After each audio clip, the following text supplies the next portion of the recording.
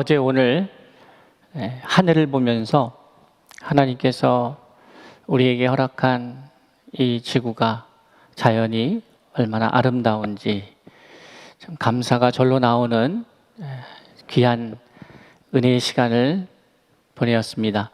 여러분들 어떻게 보내고 계시는지요? 하나님께서 우리에게 허락한 이 삶의 기회의 자리에서 하나님 앞에 그것을 감사하며 또 누리며 살아간다는 것은 하나님이 이 땅을 창조하시고 우리를 이 세상에 두셨다는 사실을 믿는 믿음의 사람들이 당연히 누리고 고백해야 할 문제가 아닌가, 이런 생각을 해봅니다. 오늘 계속해서 우리에게 하나님께서 주시는 그 말씀들을 나누면서 누리다라고 하는 주제로 부흥을 함께 누리고 있습니다.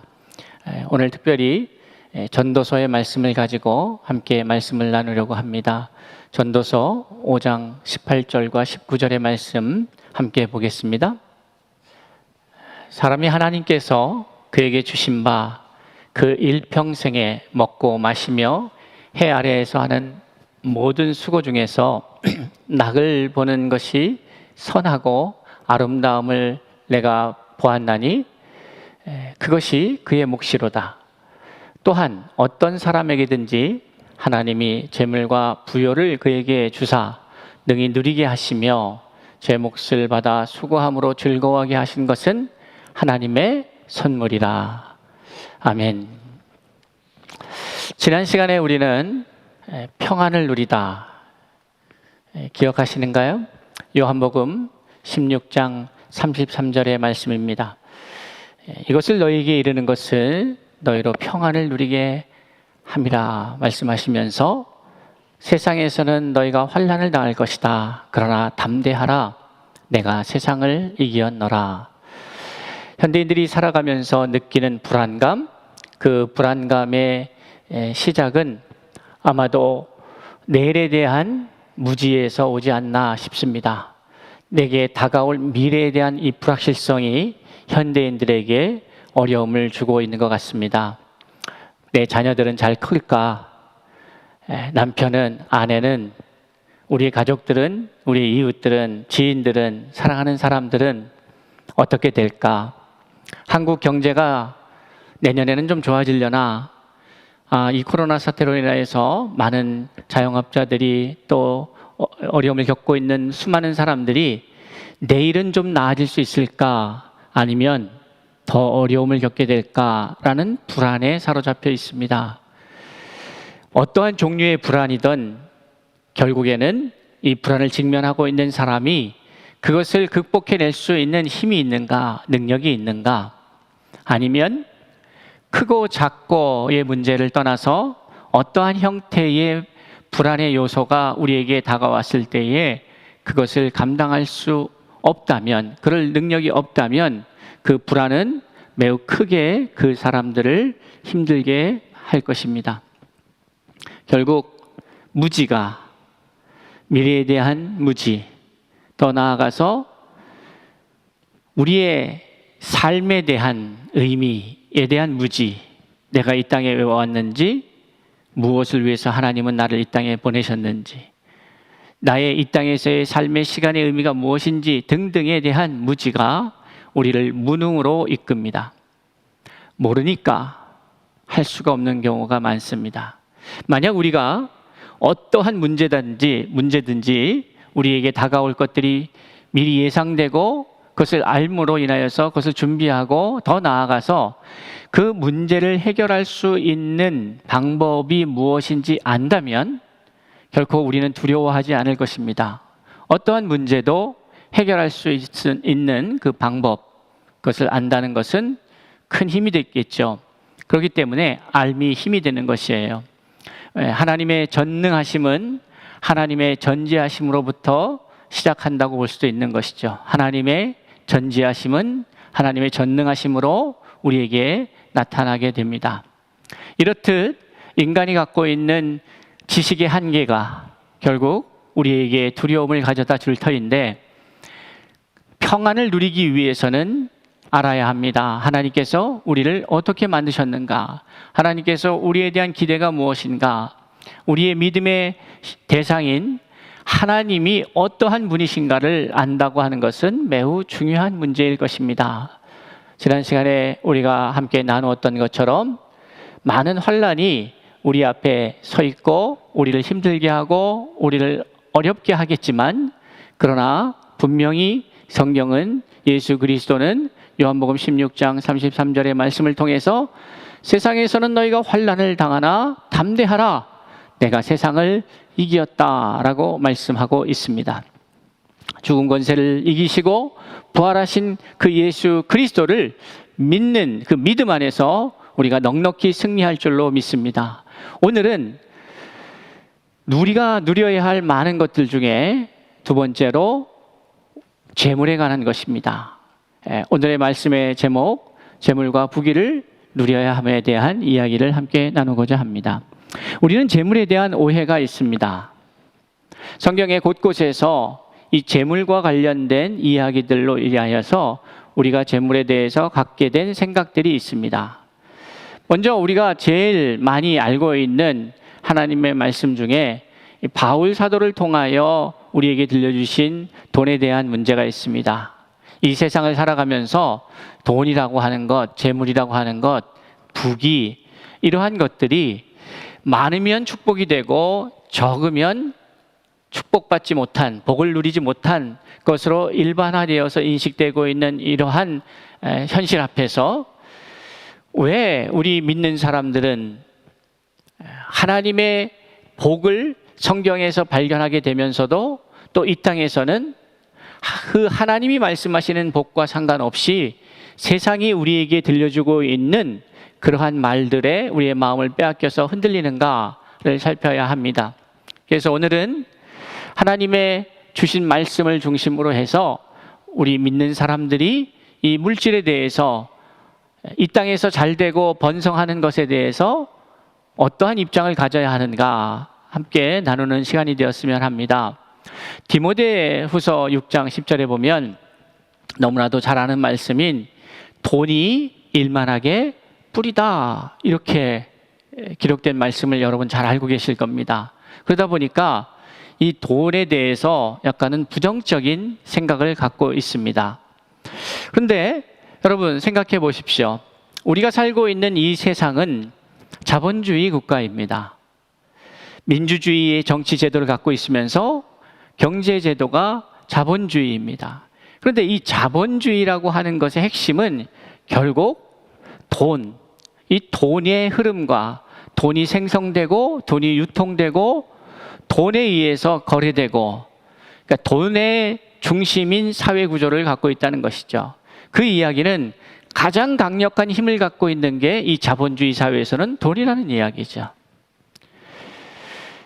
그런데 앞에서도 말씀드린 것처럼, 디모데후서의 말씀처럼 성경에서 우리에게 전달해주고 있는 이 돈이라고 하는 것이 부정적인 이미지가 강하기 때문에 이 땅에 살아가면서 믿음의 사람들이 약간 혼란스러움을 겪게 되는 것이요. 혼란스러울 수밖에 없는 이유는 이런 것이죠. 분명히 이 땅에 사는 동안에 돈이 필요한데, 돈은 있어야 되겠는데, 그런데 성경은 돈이 일만하게 뿌리라고 말하고 있다. 그럼 이것을 어떻게 받아들여야 하는가 하는 것이죠. 여러분, 한 가지 우리가 분명한 전제를 갖고 가야 합니다.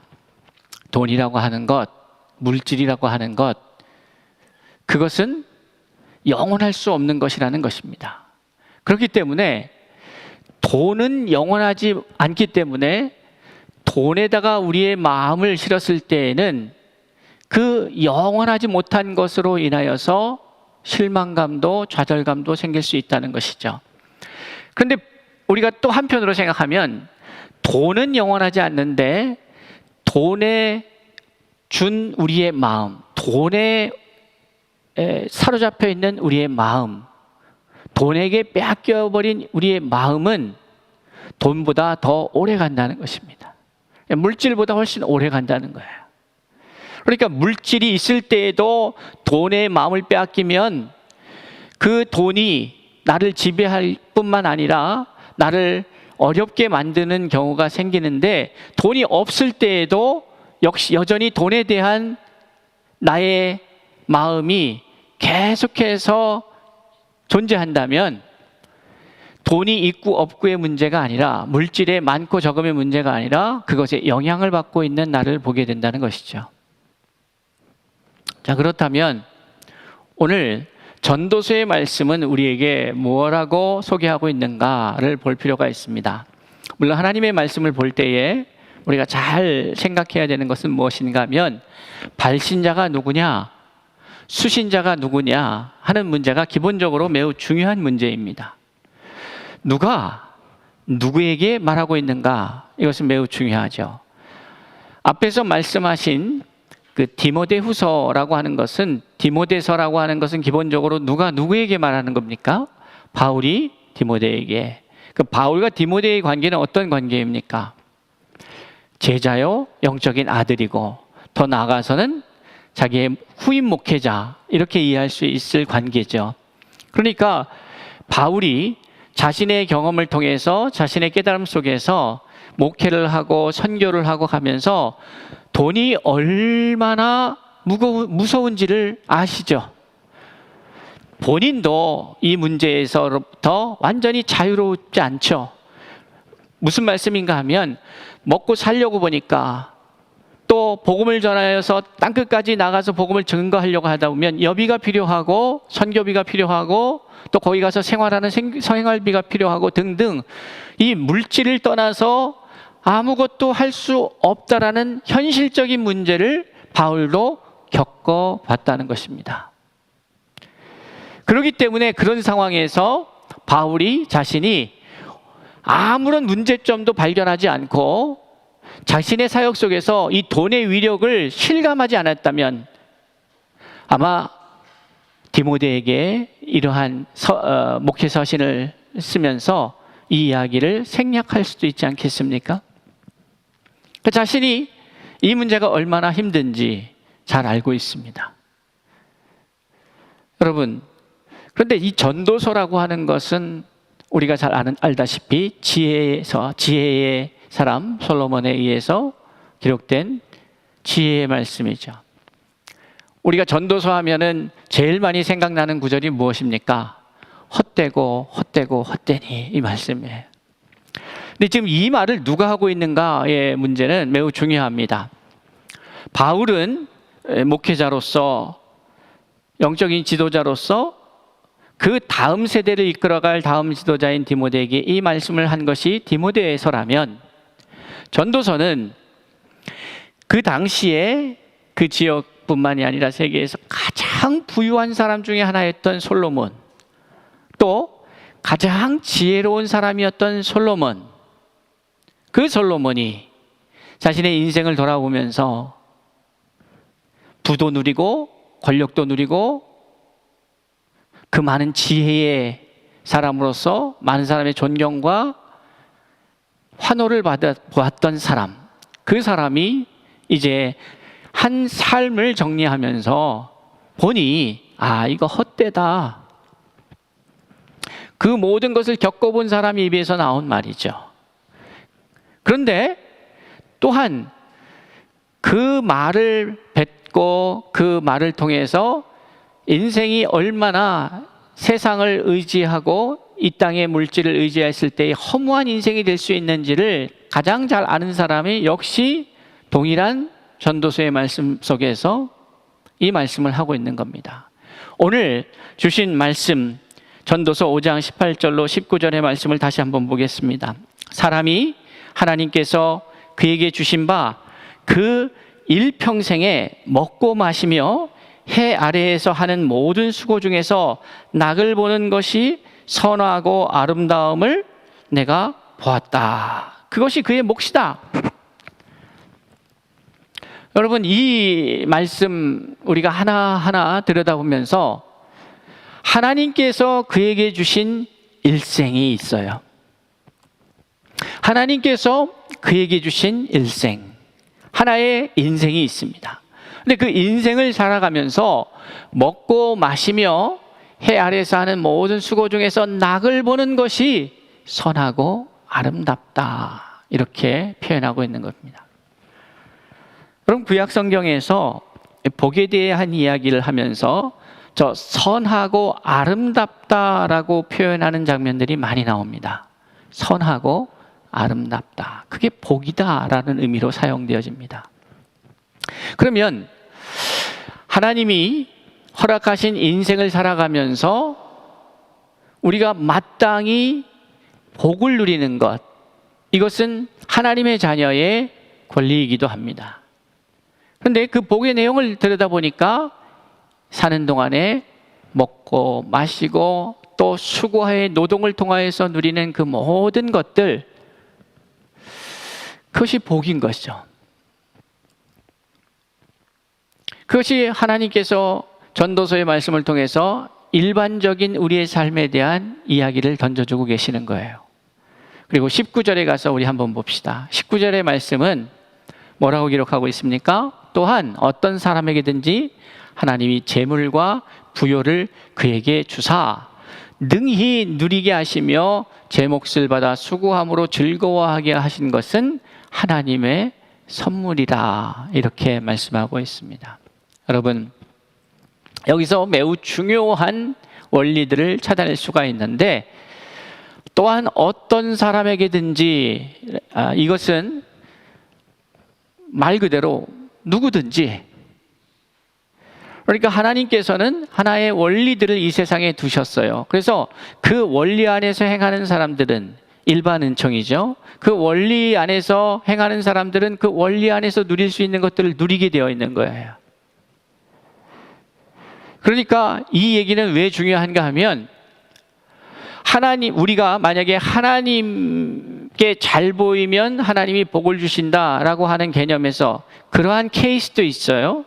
하나님의 말씀대로 살면 잘 복을 받고 잘 누리게 된다. 근데 그 말씀대로라고 하는 그 말에는 두 가지 의미가 있습니다. 하나의 말씀대로의 의미는 우리가 기독교인들이 신앙생활하면서 하나님의 뜻대로, 하나님의 보여주시는 그 마음대로, 혹은 구약시대에 보면 율법대로, 이렇게 이야기할 수 있어요. 그런데 또 다른 한편으로는 뭐냐면, 이 우주 만물을 창조하신 하나님의 원리대로라고 하는 의미가 있는 것이죠. 이 세상을 하나님께서는 어떠한 방식으로 창조하셨습니까? 말씀으로 창조하셨습니다. 그러니까 이 세상의 이치, 원리, 이런 것들이 바로 말씀 안에 있는 것이죠. 오늘날 우리가 느끼는 기독교라고 하는 것이 너무나도 협의적 의미로 하나의 많은 종교 중에 하나로 이해되기 때문에, 하나님의 본래의 말씀이라는 것이 단순히 기록된 성경의 말씀만으로만 이해한다면 우리는 그것은 대단히 협의적인 의미로 이해하게 되는 것이죠. 다 기록할 수 없었으나, 다 기록되어지진 않았으나, 그러나 태초에 하나님이 천지를 창조하셨다고 하는 창세기 1장 1절의 말씀을 우리가 믿는다면, 그 말씀이 세상을 창조하셨고 그 창조된 모든 원리와 그러한 작동의 그 루틴들, 혹은 그 작동의 방식들, 작동의 의미들, 이것이 그 말씀 안에서 창조되었다는 사실을 믿어야 하고, 그렇다면 우리는 협의적 의미의 기독교 아니라고 하는 작은 의미보다는 더 큰 의미의 하나님을 볼 수가 있게 되는 것이죠. 자, 여러분, 하나님께서는 그런 원리 안에서 살아갈 때에 어떤 사람도 누리게 되는 그런 일들이 있습니다. 사람들은요, 성실하게 살아가면 그 일한 만큼 누리게 되어 있습니다. 그런데 이것이 하나님의 법칙인데, 이 하나님의 법칙이 무너졌습니다. 누구에 의해서 무너집니까? 사람에 의해서 무너졌습니다. 근데 그 사람이 누굽니까? 하나님으로부터 이 지구촌을 위임받아서 다스리고 풍성하게 하고 정복하고 마땅히 그 사명을 이루어가야 할 책임이 있는 그러한 능력을 받았고 그런 사명이 있는 존재인 사람에 의해서 파괴됩니다. 그 시간부터 하나님의 원리에 의해서 돌아가게 되어 있는 이 세상이 다른 생각, 다른 이념, 다른 사고, 다른 방식이 들어오면서 갈등이 생기기 시작하는 것입니다. 이전에는 이 세상에 갈등이라는 것은 없었습니다. 갈등은 없고 하나님의 창조 목적에 따라서 모든 존재들이 활발하게 자기 존재의 목적을 이루어가며 그것을 누리며 즐기며 살아가는 것입니다. 그것이 바로 지금 읽어드린 말씀입니다. 전도서 5장 18절에 19절의 말씀 안에 나타나는 그 개념은 하나님이 창조하신 그 창조물들이 그 창조의 질서 안에서 우리의 말로 표현하자면 말씀 안에서 성령 안에서 주님 안에서 하나님 안에서 풍성한 열매를 맺으며 살아가는 것이 마땅하고 그것이 하나님의 선물이었습니다. 그런데 여기에 문제가 발생하죠. 바로 다른 생각이 들어왔다는 것이죠. 그것은 누가 우리에게 준 것입니까? 사탄이 아담과 하와를 통해서 이 인류 가운데 던져준 하나의 큰 시험거리였습니다. 다른 생각입니다. 무엇과 다른 생각입니까? 하나님과 다른 생각입니다. 말씀과 다른 말씀입니다. 하나님의 말씀과 다른 생각이, 다른 이론이 들어오게 된 것이죠. 그 결과 갈등이 일어납니다. 그래서 사람은, 여러분, 남자와 여자가 범죄 이후에 아담과 하와가 하나님 앞에 저주를 받습니다. 남자는 수고하여야 먹고 삽니다. 이게 페널티라면, 이게 하나의 처벌이라면 이 처벌을 받기 이전에 그러면 아담은 수고할 필요가 있었겠습니까? 없었겠습니까? 없었죠. 그러니까 수고가 뭐냐? 내가 어떠한 농사를 짓는다고 칩시다. 농사를 짓는데 거기에 분명히 나는 벼를 심었는데 거기에 피가 자랍니다. 심은 대로 자라게 되는 것이 하나님의 원리예요. 그런데 마귀의 원리는 뭐냐면 마귀는 거짓의 아비 아니겠습니까? 요한복음 8장의 44절에 보니까 마귀를 걸어 거짓의 아비다 이렇게 표현하거든요. 거짓이 뭡니까? 진리를 비틀은 거예요. 참을 비틀은 거예요. 참과 같은데 결국 참이 아닌 거예요. 멀리서 보면 그 익은 곡식들 익기 전에 농사를 하고 모를 심고 그것이 자라가면서 이제 푸르름을 갖게 됩니다. 그런데 멀리서 보면, 논을 보면 그 푸르를 때 잘 모르는 사람은 다 벼 같아요. 근데 그 안에 들어가 보면 심지 않은 피들이 자라고 있는 거예요. 심은 적이 없는데. 그러니까 하나님의 뜻과 말씀에 반하여서 상황이 발생하면 거기에 어떤 그것을 바로잡기 위해서 뭐가 들어갑니까? 에너지가 투입돼요. 그렇기 때문에 수고하게 되는 거예요. 땀을 흘리게 되는 거예요. 씨를 뿌리고 나서 손 안 대도 그냥 자라게 돼 있고 무럭무럭 자라게 돼 있다면 수고할 필요가 없습니다.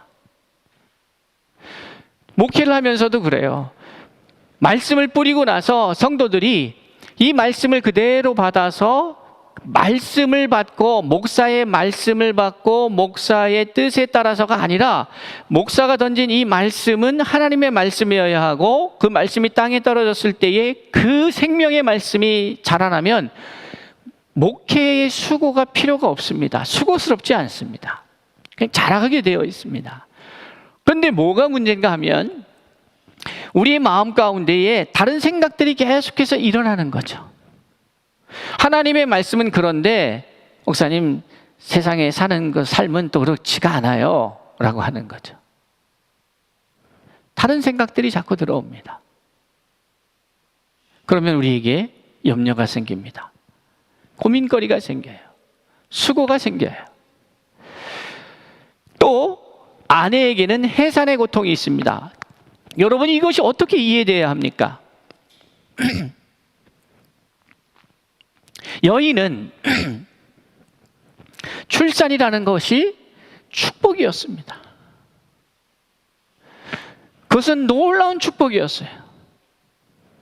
인간이 하나님으로부터 받은 축복 중에 생육하고 번성하여 충만하는 축복이 가장 먼저 언급됩니다. 이것은 축복이에요. 그런데 오늘날 우리 사회에서 출산은 부담이 되었고, 짐이 되었고, 아픔이 되었고, 두려움이 됩니다. 여러분 잘 아시다시피 과거에 의술이 발달하지 않았던 우리나라에 보면 여인이, 산모가 출산하러 들어갈 때 신발을 어떻게 합니까? 여기 들어간 신발을 돌려놓죠. 왜? 그 이유가 뭐예요? 살아서 나오란 말이에요. 그만큼 위험한 순간을.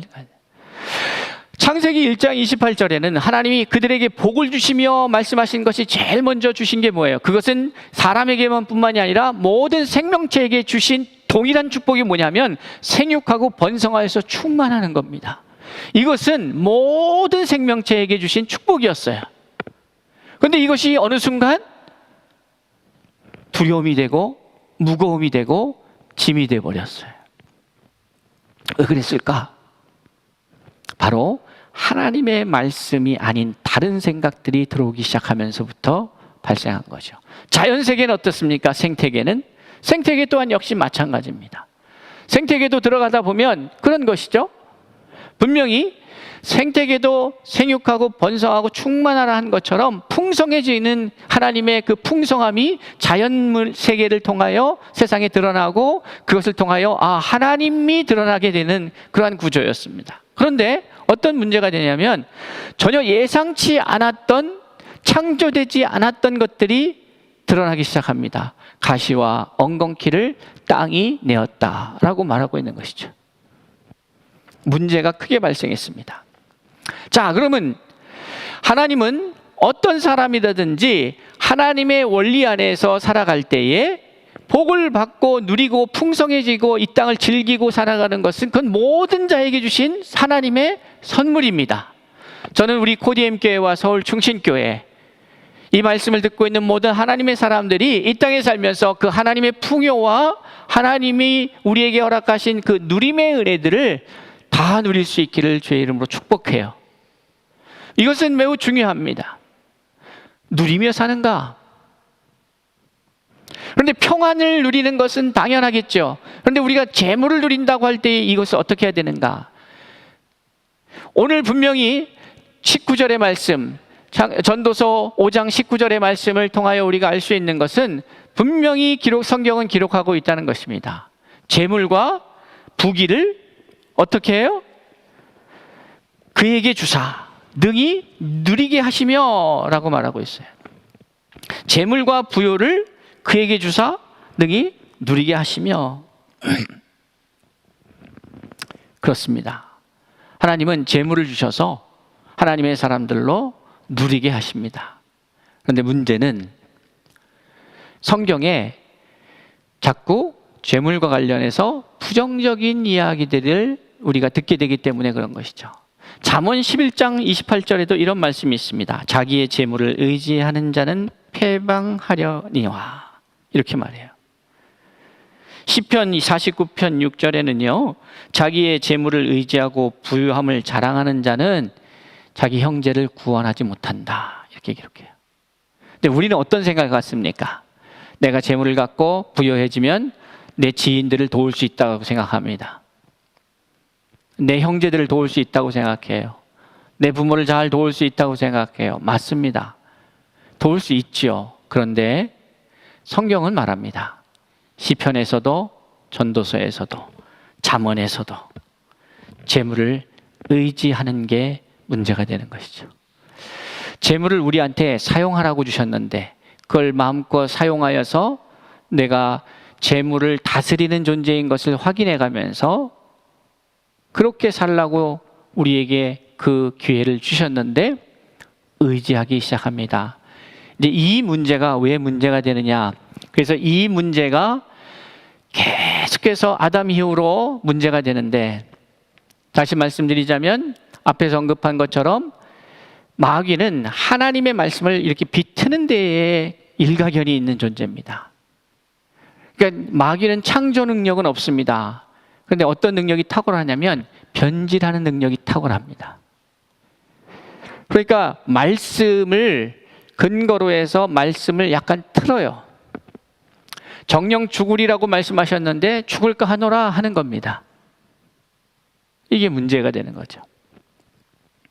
자, 그러니까 하나님의 재물을 우리에게 허락하신 것은, 재물이 선물이라고, 부귀영화를 누리게 하는 것은 하나님의 선물이라고 명확하게 얘기하고 있습니다. 그런데 이 선물을 의지하는 게 문제죠. 선물을 주신 이를 잊어먹습니다.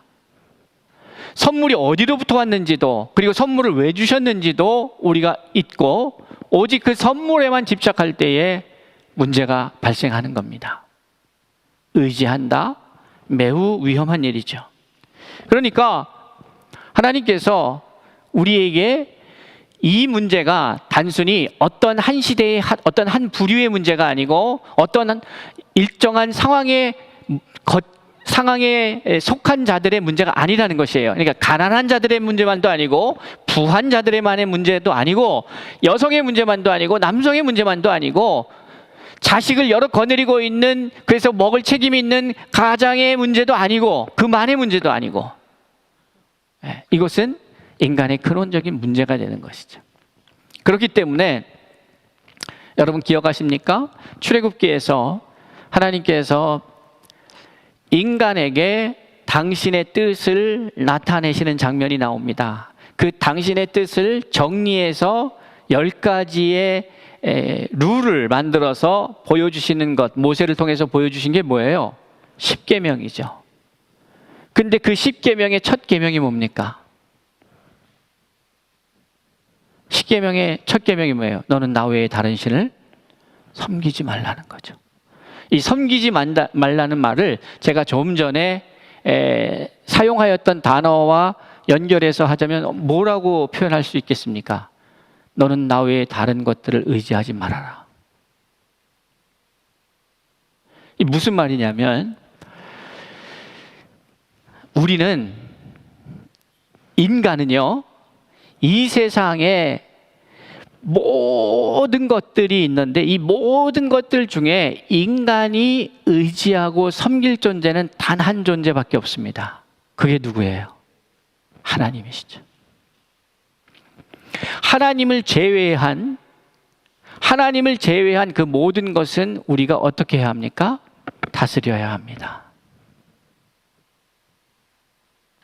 그러니까 10계명의 그 1계명, 너는 나 외에 다른 신을 내게 두지 말지다, 다른 신을 섬기지 말아라 하는 것의 참된 의미는 무엇인가 하면, 그것은 하나님이 질투가 많으셔서, 물론 성경에 질투의 하나님이라고 표현하신 부분도 있지만 그게 질투 때문에 야, 넌 나만 좋아해 이런 의미가 아닌 거예요. 넌 나만 섬겨, 딴 신은 섬기지 마, 이 얘기가 아니라, 인간아, 좀 말이 이상하네요. 인간아 그러니까, 사람아, 누구야? 여러분의 이름을 부르시면서 누구야? 이 목사, 내가 너를 어떻게 만들었는지 아냐? 너는 나만 섬길 때, 나의 다스림 속 안에 거할 때에, 그것을 다른 말로 하면 말씀 안에서, 이런 말이에요. 그러면 어떤 일이 벌어지느냐 하면 너는 이 모든 것을 다스릴 권세를 갖게 된다 하는 말이죠.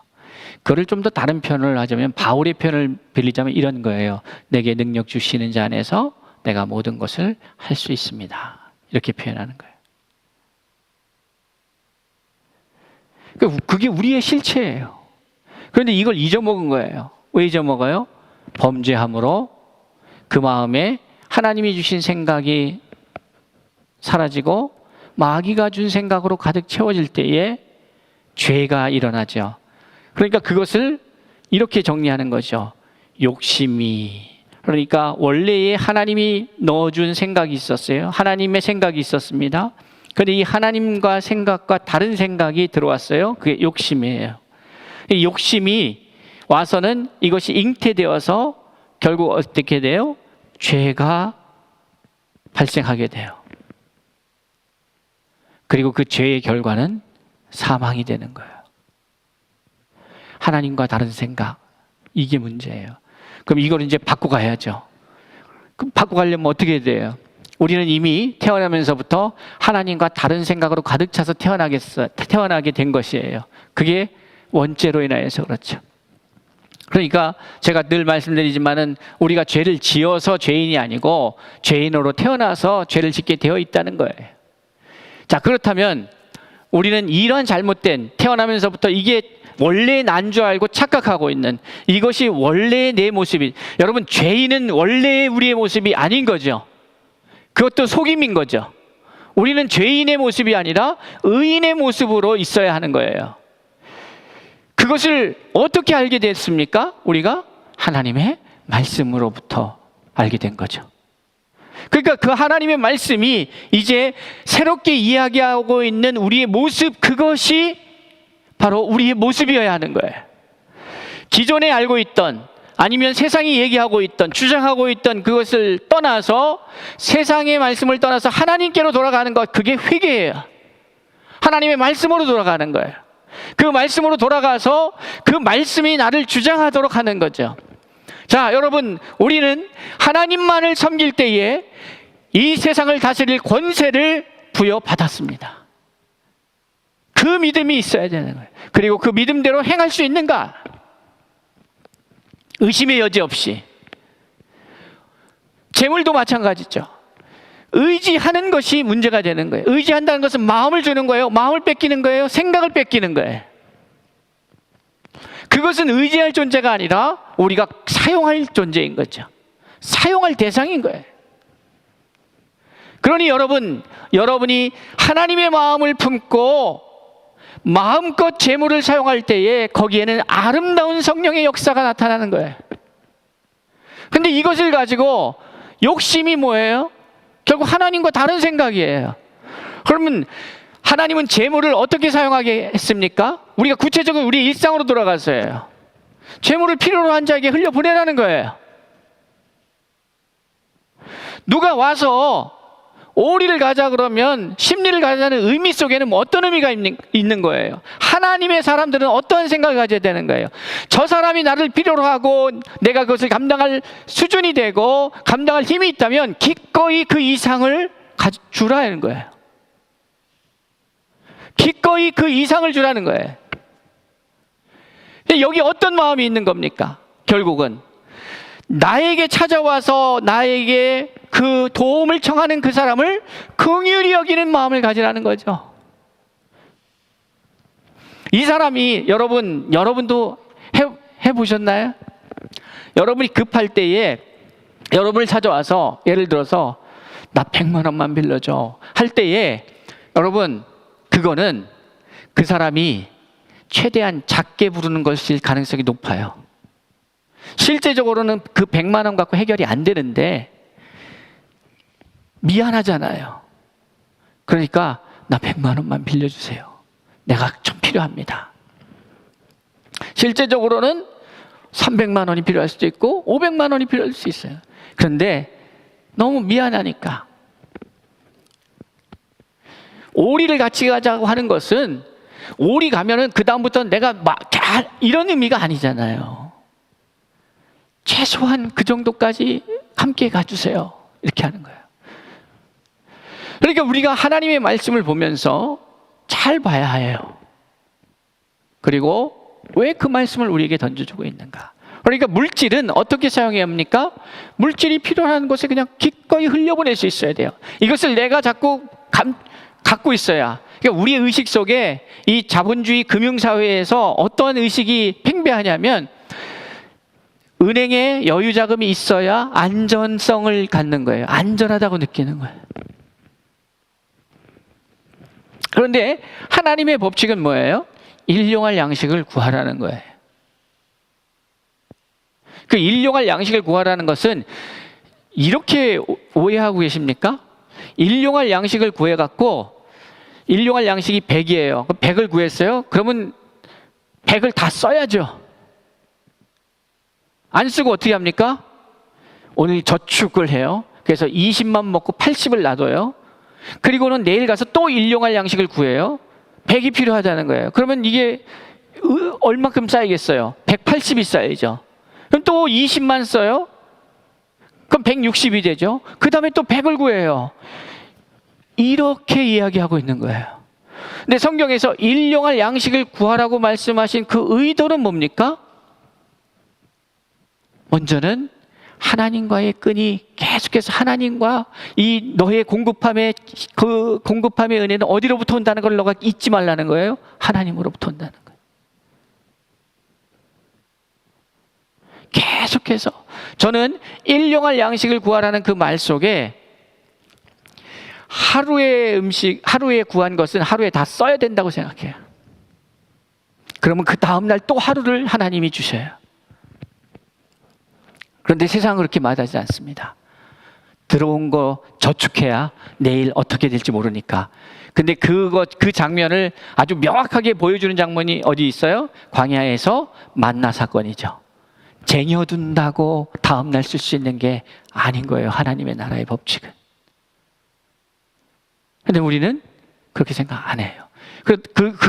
그게 왜 문제가 되냐면 하나님을 의지해야 되는데 쌓아놓은 재물을 의지하기 때문에 그렇죠. 또 쌓아두는다는 의미 자체가 뭐예요? 내가 재물을 의지하기 때문에 이 재물을 기반으로 해서 내일 혹시 하나님이 주시지 않더라도 살아갈 수 있는 방법을 찾는 거죠. 도모하는 거죠. 벌써 거기에는 하나님을 의지하는 마음이 없는 거예요.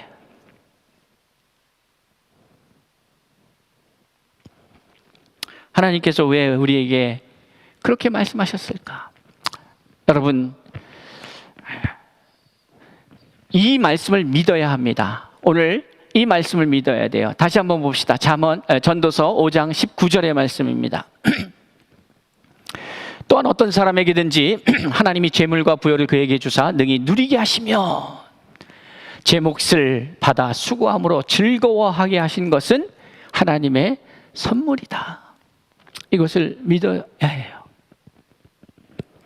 믿고 우리가 그렇다면 이것을 마음껏 하나님의 자녀로서 하나님이 허락하신 인생 속에서 이것을 누리는 것이 하나님의 선물이라는 것을 믿고 살아갈 때에 어떤 역사가 일어날까? 이 기본적인 생각을, 기본적으로 내가 갖고 있는 재물에 대한 생각을 바꾸지 않는 한 우리가 하나님 앞에 기도해도 똑같은 거예요. 뭘 해도 비슷한 거예요. 생각을 바꾸셔야 해요. 누리셔야 해요. 그런데 그러려면 어떻게 해야 돼요? 하나님을 섬겨야죠. 하나님을 바라봐야죠. 하나님을 의지해야죠. 돈을 의지해서는 안 되는 거죠. 그러니까 이제 한번 여러분 이 말씀을 듣고 이제 여러분의 삶을 한번 되돌아봅시다. 하나하나 아주 디테일하게 돌아봐요. 내 삶 가운데에서 지금 하나님을 의지하지 않고 돈을 의지하고 있는 구체적인 삶의 모습은 어디에 있는가를 살펴야죠. 그리고 그걸 정리해야죠. 그게 정리가 안 되면 아무리 내가 마음의 생각으로 그렇습니다. 그게 바뀐 게 아니에요. 정리가 되지 않아요. 우리 부지 중에 내 밑에 저 밑에 있는 그 생각들이 막 올라와서 내 모든 삶의 양식들을 다 결정해 버리니까. 일용할 양식을 구하라고 하신 그 말씀을 기억하면서 더 나아가서 나중에는 어떻게 해요? 일용할 양식이 더 커지면 되는 거예요. 근데 왜 이게 일용할 양식이 더 커져야 될 이유가 뭐냐면 내가 하루에 처리할 양식의 양이 커진다는 것은 그만큼 내가 거느리는 사람들이 커진 거예요. 여러분 아무리 커도 재산이 아무리 많아도 삼시세끼 먹는 거고 한 끼 먹을 때 뭐 그렇게 대단한 걸 먹겠어요. 결국 우리는 뭐예요? 우리의 욕심이 우리로 망하게 하는 거예요. 하나님으로부터 멀어지게 하고 하나님이 없어도 된다고 생각하게 하는 것. 이것을 역으로 말하자면 이것을 극복하면 재물을 의지하는 것이 아니라 하나님을 의지하기 시작할 때 어떤 일이 벌어지냐면 재물과 부귀를 이 땅에 살면서 누리는 것은 그건 하나님의 선물이 되는 거예요. 예, 저는 말씀드리죠. 여러분 좋은 차 타고 좋은 집에서 살고 많은 걸 하세요. 그런데 여러분 그게 그렇게 하는 게 문제가 아니고 그것을 누리며 살아갈 때에 어떠한 방식으로 그거를 누리느냐의 문제예요. 그것을 누리기 위해서 여러분들을 모으고 열심히 일해서 저축해서 모아서 뭐 그렇게 하려고요. 그거는 하나님과 상관없는 거예요. 여러분 기억하셔야 돼요. 하나님의 사람들은 하나님으로부터 온 돈을 가지고 써야 탈이 안 나요. 하나님으로부터 받게 된 재물과 부귀는 탈이 안 나요. 그런데 내가 하나님 의지하지 않고 하나님 바라보지 않고 내 생각 안에서 모아서 뭘 해보겠다고 투자해서 해보겠다고 그 모든 것도 투자가 됐던 열심히 무엇을 하건 그 모든 것의 기반에는 하나님의 은혜임을 알고 하나님의 공급하심의 은혜인 것을 알고 살아가는 자가 되어야 된다는 것이죠.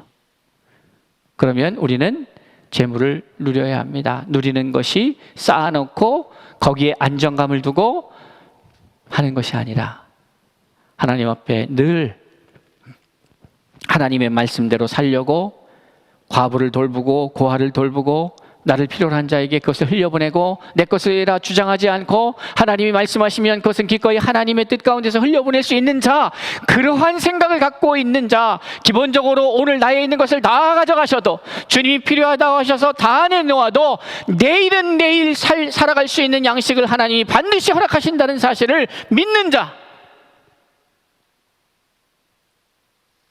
그러한 사람에게 하나님이 주신 선물이 뭐예요? 일생을 사는 동안에 재물과 부귀를 누리게 하시는 거죠. 그런데 우리 눈에는 재물을 누리는 것 같고 부귀를 누리는 것 같은데 하나님 없이 세상에서 돈 많이 벌어서 뭐 하는 것 같은데 전용기 타고 다니고 요트 있고 막 이런 것 같은데 대단한 것 같죠. 그런데 그 결과는 뭐냐? 사망입니다. 생명이 아니에요. 그 영혼이 메말라요. 저는 이 말씀을 듣고 하나님 앞에 말씀 안에 바로 선들 가운데에 거부가 나오길 바라요. 여러분, 아브라함은 거부였어요. 이삭도, 야곱도, 요셉도 그래요. 그런데 그들이 돈을 의지했다는 게 없어요.